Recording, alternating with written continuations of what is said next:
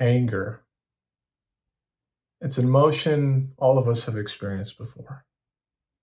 It's emotion that consumes us like a fire that never stops burning, a fire that you cannot douse very easily.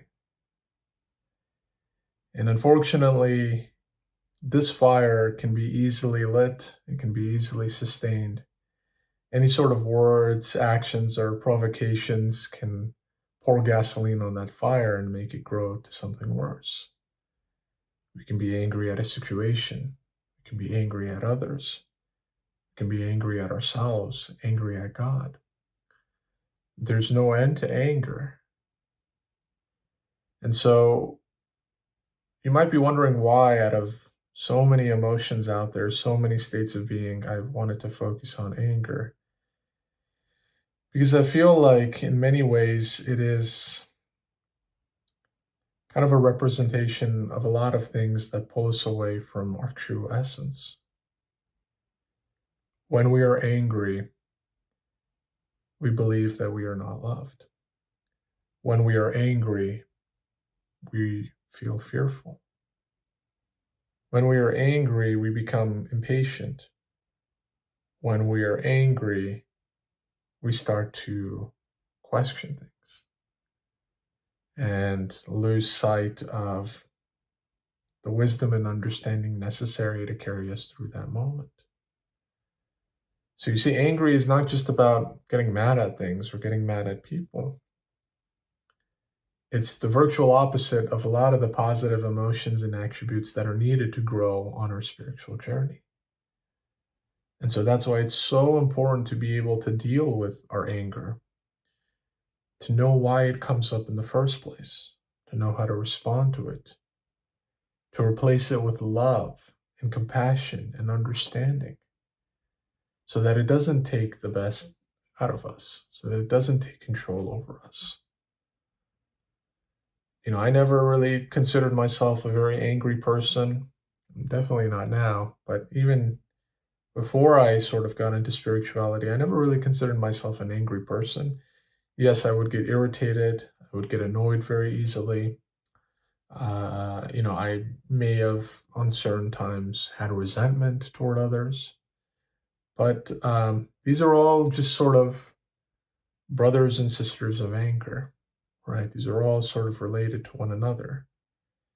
And so it's so important that in order for us to move ahead in life, that we don't carry any anger towards anyone. First and foremost, toward ourselves, right? That's the worst thing, right? Your frame of reference always has to be, how can I help myself first? Because until you help yourself, until you correct a lot of the erroneous thinking and a lot of the destructive habits or behaviors that you have, it's very hard to then transfer that towards another person. So you have to operate from a position of, I need to love myself. I do love myself. Not I need to, I do love myself. And I love myself because I am this pure representation of God. I may have flaws on the surface. I may have things that I need to work on as a person, but I genuinely love myself, and not from a point of narcissism, but from a point of compassion, self-compassion, self-love, right? I mentioned earlier I didn't really have anger, to a great degree, but probably that's not true, because to myself, I would be very hard on myself, right? And even though I wouldn't necessarily characterize it as anger, I definitely would say that I was much harder on myself back then than I am today. Expecting certain things to be done perfectly, expecting to do the right decision, but then falling into a bad behavior or doing something wrong, and then getting angry at that, and then repeating the same behavior. And it's like a vicious cycle that never ends.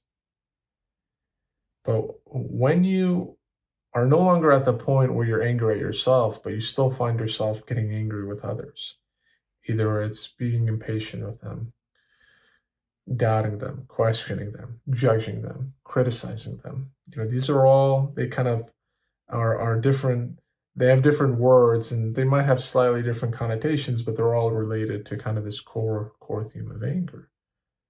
Well, then you start to look at people differently. And this might not sound like a very bad thing on the surface, right? But think about it this way. When you start to see differences, when you start to look at people differently, when you start to distinguish between me and them, you actually get hindered on your spiritual journey. And the reason for this is because the ultimate goal of the spiritual journey is to reach a point of convergence, to reach a point where you see yourself as one with every other person. And I know I mentioned this a lot in my videos, but it's not supposed to be kind of like this catchy catchphrase or cliche that, feel good language that we are all one and kumbaya and things like that. No, I genuinely mean it. I genuinely believe it, that we are all one. And anything that can prevent us from seeing and realizing this truth will, in effect, prevent us from growing as a spiritual being, inside this human body. So when you become angry at someone, when you become enraged, or when you do things, you actually hurt yourself. You don't necessarily hurt the other person. You hurt yourself, right? I always bring up that example of Buddha. The classic example that he uses, where when you're angry at someone, it's like carrying a hot coal. You burn yourself before the person that you're actually throwing the hot coal on. He used another analogy, that I encountered recently, which I really liked. Is like anger is like drinking poison, but expecting the other person to die. Oh no, the person drinking the poison, which is yourself, is going to die. And the same is true for anger. When you're angry at someone, you're not necessarily affecting them. You're affecting yourself. You're letting the ego get the best of you. And this may sound like a trivial thing, but again, if you remember, this is one of the most fundamental things that we need to address before we can actually go further. Now, a lot of the times you might say, well, my anger is justified. That this person did something so terrible, so bad, and they scarred me in such a way, and I now have trauma and emotional wounds because of them.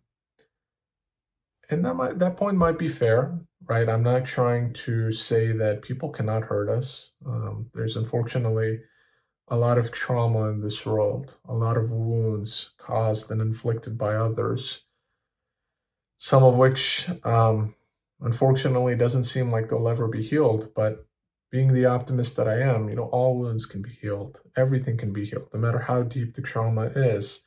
Everything can be healed, but it starts with forgiveness. It starts with letting go of the anger. It starts with loving that person, even though you recognize that they did something wrong towards you. Right? I mentioned this in another one of my videos, right? When you become more spiritually developed, you have a greater degree of understanding than others. And this is not to sort of inflate our ego and to give us license to be arrogant and pompous towards others. No, this is meant to help us realize that we are coming from a more developed position than others, and therefore we have a responsibility.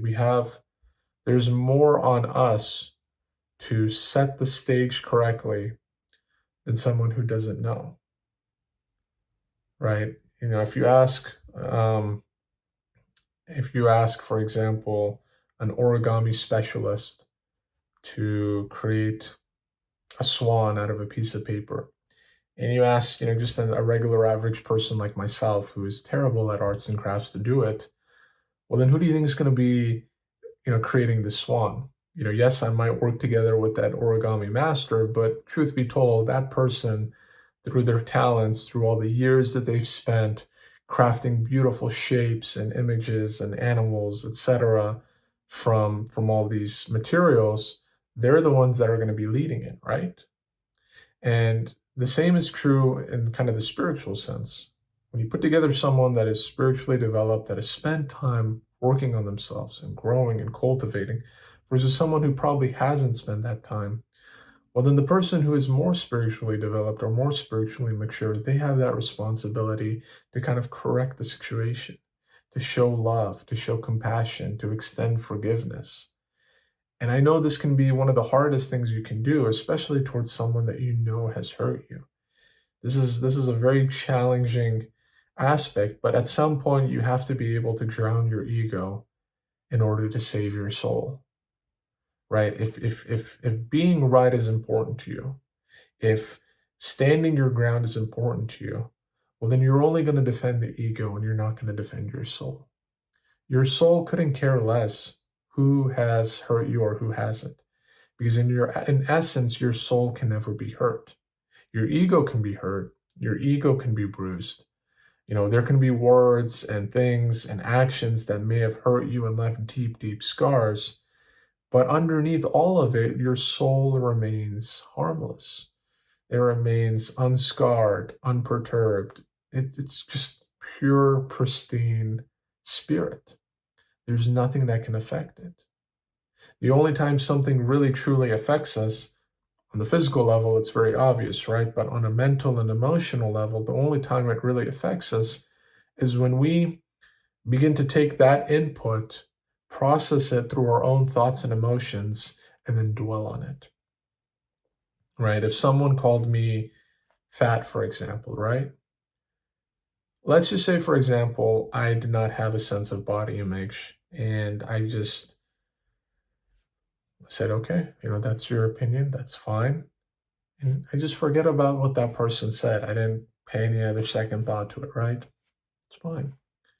But let's say I did have a sense of body image, and let's say maybe I thought I was fat. And so that word or that insult that that other person said lasted a second, but my own thoughts, my own sort of interpretation and analysis and dwelling on that particular word actually creates more damage. It creates more of the pain. It creates more of the trauma. And I'm just going to keep dwelling it. I'm going to keep recycling those thoughts. I'm going to keep repeating those words. Oh, this person said I was this. This person said I was that. When in reality, that person may have just said it once, but I was the one, either because I was insecure, I didn't have a good body image in mind, I wasn't comfortable with myself. I wasn't able to see that I'm actually the soul and not the body. I have now attached myself onto this word, onto these three letters. And now all of a sudden, I'm carrying with me this trauma.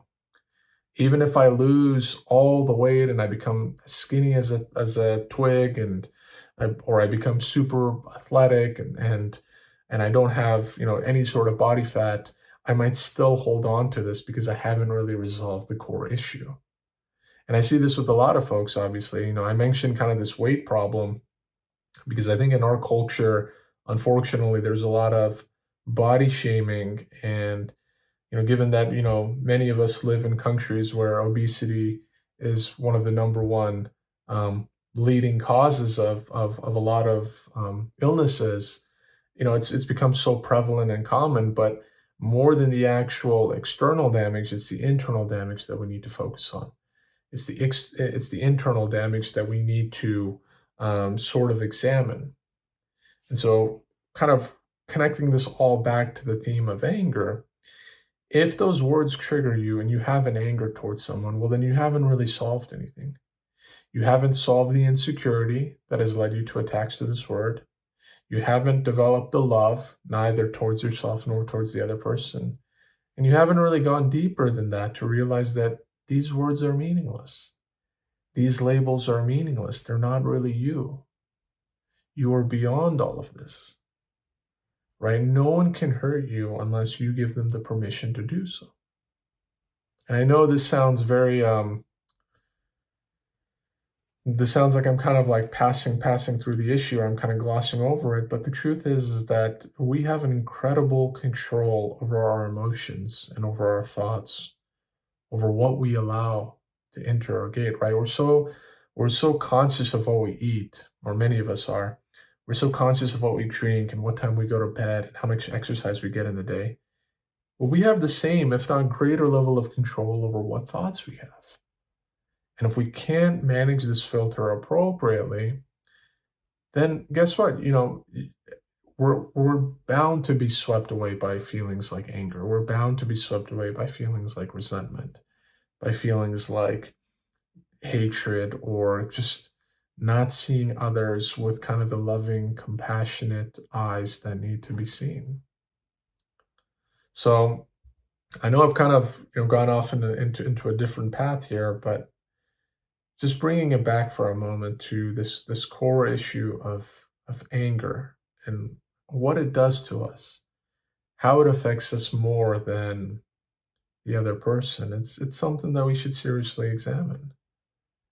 You know, there's this story one time of the Prophet Muhammad in Islam. He was with a group of colleagues, and he asked them, who's the strongest man amongst you? And many of them responded, well, of course, it's obvious. He who is muscular and athletic and can pin someone and throw someone down on the ground and wrestle them, that's clearly the strongest person among us. And Muhammad just smiled and he said, that's not true. The strongest among you is the one that can contain their anger. It's not about how strong physically you are. It's not necessarily even how strong emotionally you are or how strong mentally you are, because this isn't so much about willpower. It's about love, how much love there is. And despite anything that anyone has done for you, having a degree of love. Now, I'm not saying having complete love. And this is where I think that things get a little bit muddied a little bit, because you might have this thought of, well, if this person did so much damage to me, how can I love them all of a sudden? Remember, it starts in increments. It's not something that, I say totally ignore what they did to you, but start kind of letting go of those things. Start realizing that you do have control over what comes in, what thoughts you have, what ideas you believe in, what values you hold. Right? Don't give all your control to someone else. Don't let their actions and words influence who you are. You be the one that independently shapes and influences who you are. And just give them, like the classic two hands together, a sign of peace. Just give them peace. Just give them love. If they're at a state where they can't awaken at that moment, or they can't grow from their bad behaviors, then you just let them be. But you can do good for yourself by not getting lost into the feelings of anger, the feelings of resentment. That won't do you any sort of good at all. You just focus on yourself. You just focus, and the more you can let your heart kind of thaw a little bit, right? The image that kind of came up into my mind is like a frozen heart. And a frozen heart is not that useful. Love needs to be throbbing. It needs to be vibrant. It needs to be flowing, right? It's just constantly flowing love. But if your heart is frozen, it's very hard for you to give that love. And that's what anger is. That's if you symbolically, if you open up an angry person's heart, it's frozen. But let that kind of thaw a little bit. Let that frozen heart kind of thaw a little bit. And let it be more gentler, and let it let go of these things, and let it start extending more compassion. Maybe you can give a prayer for them. Maybe you can give them something. Maybe you can create a space in your heart for them to recognize that despite their shortcomings, they're not a bad person. They're just probably doing something bad in that moment. The classic example, of course, is Christ when he's on the cross. When he says, "Father, forgive them, for they know not what they do." Right? That's the ultimate example of someone who probably had a right to be angry, but because he was so connected to God, he saw the bigger picture so deeply and so perfectly that he, in essence, saw that the people that were persecuting him and that were doing these things to him, it wasn't their soul that was doing this to them. It was the ego. It was the collective ego, the collective unconsciousness, the collective unawareness that unfortunately prevailed at that time and that has prevailed many times throughout history, right? Christ ultimately saw himself as one with all at a deeper core. But unfortunately, not everyone attained that level of understanding or that attained that level of wisdom to be able to see that, to be able to have that compassion, to be able to have that love. But we can certainly try, right? I'm not saying that we can all become Christ-like overnight or maybe even at all, but we can certainly try. We can certainly um, do our best, right? We can always grow, right? That much we can do. Probably it's not fair to compare us to a prophet or a saint but it is fair to compare us with who we were yesterday and who we want to be tomorrow, right? It's this quote, I think by Thich Nhat Hanh, where he's like, the real miracle, thinking of Christ now, the real miracle is not to walk on water. The real miracle is to walk on earth peacefully. That is a real miracle. That is something that if we can do, well, that would be amazing. If we cannot be bothered by anyone's comments, anyone's words, especially nowadays where it's not only just the people that are closest to us that can make us angry. You see it a lot in social media, especially people that post anything, they can receive a lot of hateful things. It's so sad now, because back then you didn't have random strangers criticizing you or calling you out or judging you. Yeah, maybe it was people that you directly interacted with, but now people you don't even know, people that hide behind screen names, people that troll other people's accounts, they try to do this damage. And, I extend compassion to those folks. I wish them all the best, truly. I don't judge them. I don't become angry at them. I've certainly received my fair share of what you would probably classify as hurtful comments, but for me, I've kind of created this inner sanctuary where nothing can hurt me. There's not a room to be angry at someone. And even if anger does show its face, I at least have this kind of grounded and centered and anchored soul that helps me quickly kind of snap out of it and realize, this isn't the path that I want to go. So I hope you guys have gotten a deeper appreciation of why anger can be so detrimental, why we need to awaken, and why we need to show love and compassion instead. No matter who it is, no matter how much you believe they have hurt you, believe me, the more you can exchange anger for love, the better off you'll be as a person. The more greater things you will do as a person, the more joy and bliss and inner peace you will experience as a person. So thank you all for watching this video. I hope you liked it. If you did, please consider subscribing and liking the video. Please let me know your thoughts and comments as well. But other than that, I will see you guys next time.